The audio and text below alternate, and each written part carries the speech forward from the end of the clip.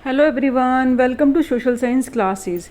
इस वीडियो में स्टूडेंट हम डिस्कस करेंगे class 7th history chapter 4 the Mughal empire.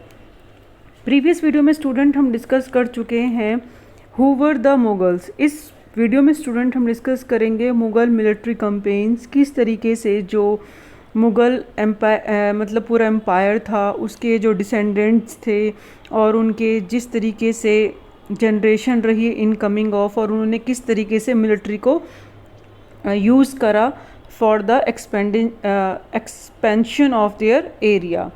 यहाँ पे सबसे पहले हम बात करेंगे बाबर की। Babur the first Mughal empire 1526 and 1530। India के अंदर जब बाबर आते हैं 1526 में, succeeded the throne of Fergana and 1494 when he was only 12 year old. जब वो 1494 में ओनली 12 ईयर के थे जब वो फरगाना के सिंहासन पे बैठते हैं, मतलब वहाँ का जो पूरा एम्पायर है उसको संभालते हैं after the death of his father. He was the force to leave his ancestral throne due to the invention of the another Mongol group. अब ये ऐसा क्यों हुआ था? मतलब वो उस सिंहासन पे बैठते हैं बट वहाँ का एक और ग्रुप था, मंगोल ग्रुप, और उनकी वजह से उनको अपना थ्रोन छोड़ना पड़ा था और वहाँ से उनको भागना पड़ा। एंड द उज्बेक्स, यानी जो मंगोल थे ये उज्बेक्स के मंगोल थे, यानी उज्बेकिस्तान के। And after years of wandering he seize Kabul in 1504, यानी बहुत साल तक उनको यहाँ वहाँ वो भागते हैं। उसके बाद सफ़ावी डायनेस्टी है जो कि वहाँ जाके ये क्या लेते हैं, अपने आप को मतलब सरेंडर करना, लाइक अपना हेल्प मांगना कि भाई अभी मैं हेल्पलेस हूँ, तो सफ़ावी डायनेस्टी जो होती है वो हेल्प करती है। और जो उज्बेकिस्तान के उज्बेक्स थे उनकी वजह से इनको अपना फरगाना जो था वो छोड़ना पड़ता है, और लेकिन सफ़ावी डायनेस्टी की वजह से ये काबुल को क्या कर पाते हैं, कंट्रोल कर पाते हैं, और फिर से ये अपने आप को पावर में लेके आ पाते हैं। एंड 1526 में वो दिल्ली के सुल्तान बन जाते हैं। दिल्ली के सुल्तान को यहाँ पे जो भी होते हैं दिल्ली सुल्तान ऑफ दिल्ली उनको हरा देते हैं।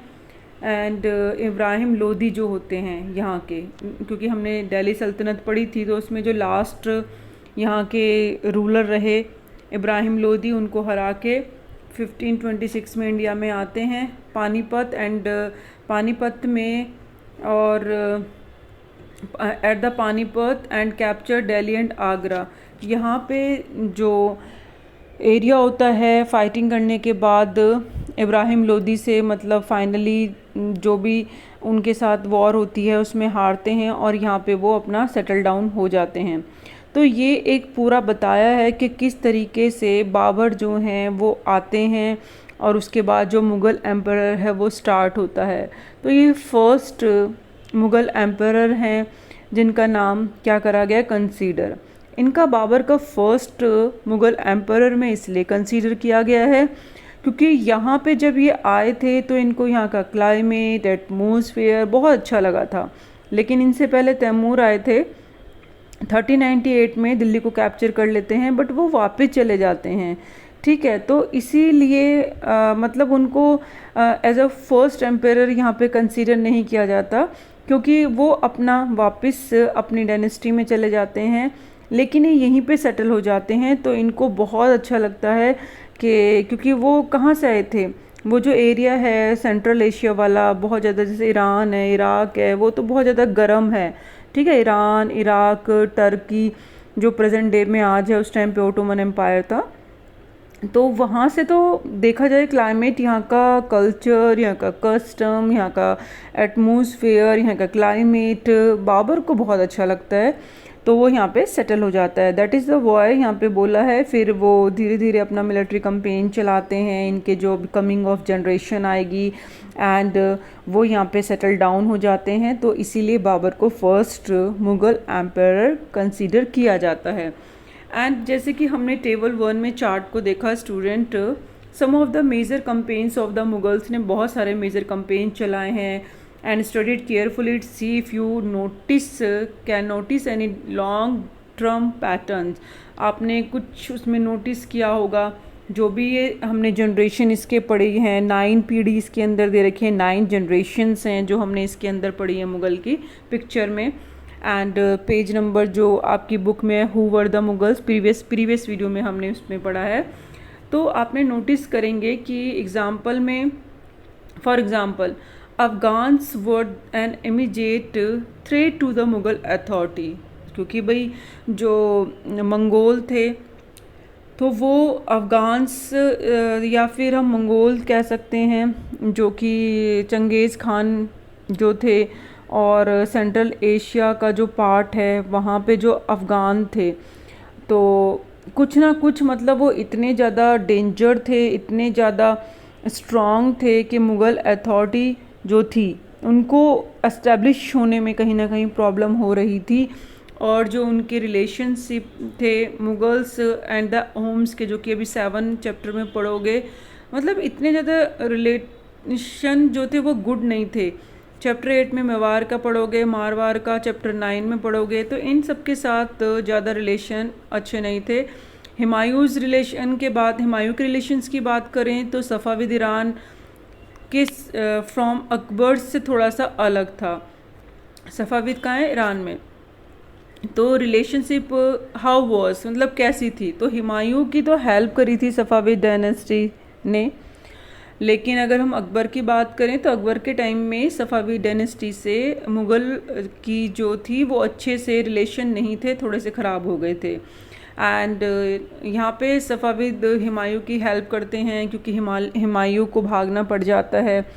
हुमायूँ को अपने एरिया से छोड़ के जब जाना पड़ता है तो फिर वो जो मतलब वहाँ पे रहते हैं, शरण मांगते हैं, हेल्प मांगते हैं, तो सफ़ाविद डायनेस्टी उनकी हेल्प करते हैं, क्योंकि जो उस टाइम पे जो इनके भाई होते हैं, जो बाबर होते हैं, उनकी जो मतलब एक तो रानी नहीं हुआ करती थी, 2-3 रानियाँ हो गई, उनके बच्चे हो गए, तो जो हम कह सकते हैं कि जो उनके कज़न ब्रदर हो गए या हाफ ब्रदर कहते हैं, तो जो भी हैं उससे तो उन्होंने इनको क्या करा था, और ये भी कह सकते हैं कि उन्होंने भी मिलकर जो शेर शाह सूरी थे, ठीक है, अभी हम नेक्स्ट में पढ़ेंगे, जो मुग़ल एम्परर का पूरा एक इवेंट्स दे रखे हैं, कंपेन्स दे रखे हैं।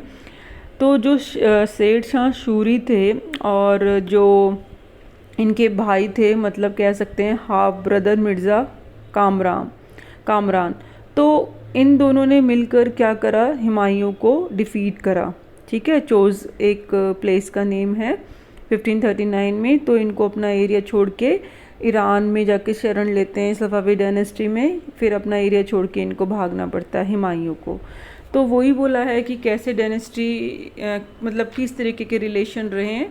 तो सफ़ाविद डायनेस्टी के साथ हुमायूँ के तो रिलेशन बहुत अच्छे थे, अकबर के साथ आते आते ख़राब हो जाते हैं।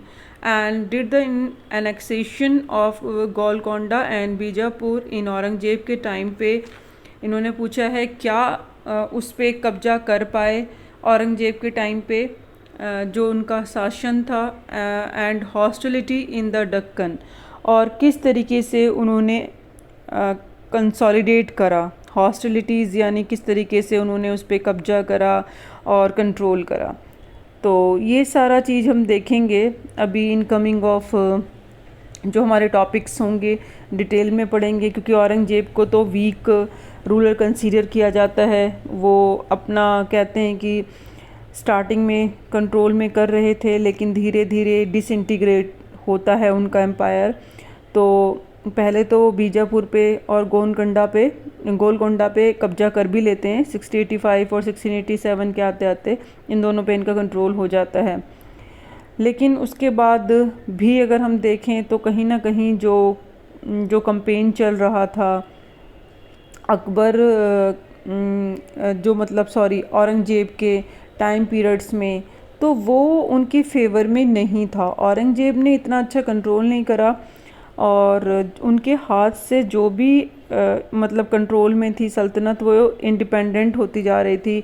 जो उनके सामंत थे या उनके जो कंपेन्स वो चला रहे थे वो फेल हो रहे थे। और धीरे धीरे हम बात करें चाहे मराठा की बात करें दक्कन में, नॉर्थ ईस्ट में अहोम्स की बात करें, सिख है, जाट हैं, हम नॉर्थ में बात कर सकते हैं। तो ये जो था कहीं ना कहीं औरंगज़ेब बहुत ही ज़्यादा मतलब फेलियर रहे, इतना अच्छा उनका डोमेन नहीं रहा। तो ये जो हम देख रहे हैं, हमने पढ़ा कि जो मुग़ल मिलिट्री कैंपेन्स था वो किस तरीके से बढ़ा। इसमें एक ये भी अच्छी चीज़ बताई है स्टूडेंट, उस टाइम पीरियड में क्या क्या यूज़ करते थे, कैनन। सोचो उस टाइम पीरियड में जो इतना ज़्यादा मतलब कंट्रोल कर पाए मुग़ल का जो था मिलिट्री कैंपेन, तो उसमें कहीं ना कहीं उनकी जो तोप थी, कैनन थी, उनका बहुत ज़्यादा सपोर्ट रहा और वॉर में उन्होंने इसको यूज़ करा।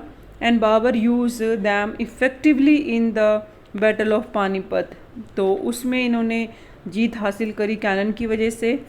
Gun powder technology was brought to India में आ चुकी थी वॉर्स के लिए 14th सेंचुरी में।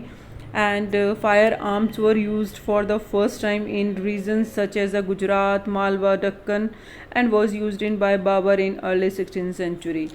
तो कहीं ना कहीं मतलब जब इतने ज़्यादा एडवांस टेक्निक यूज़ की जाने लग गई थी फाइटिंग के लिए, वॉर के लिए, तो that is why they expand their area, empire and control the military campaigns. उन्होंने जिस तरीके से मतलब एडमिनिस्ट्रेशन चलाया, पूरा कंट्रोल करा, तो वो एक काबिल तारीफ़ रहा है।